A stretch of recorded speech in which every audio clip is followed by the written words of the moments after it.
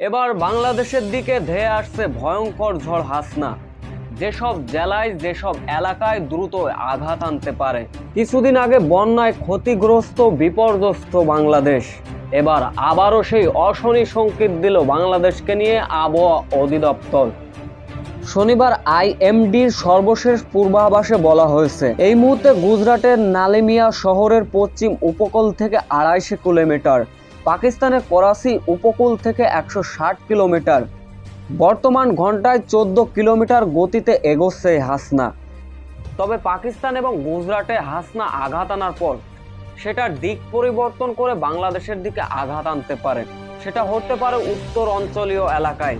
তবে আবহাওয়া অধিদপ্তর থেকেও সুখবর মিলেছে, এই ঝড় বাংলাদেশে পৌঁছাতে পৌঁছাতে সেটা দুর্বল হয়ে যাবে, সেটা নিম্নচাপে পরিণত হবে বাংলাদেশ, যার ফলে ভারী বর্ষণ বা গুঁড়ি গুঁড়ি বৃষ্টি দেখা দিতে পারে।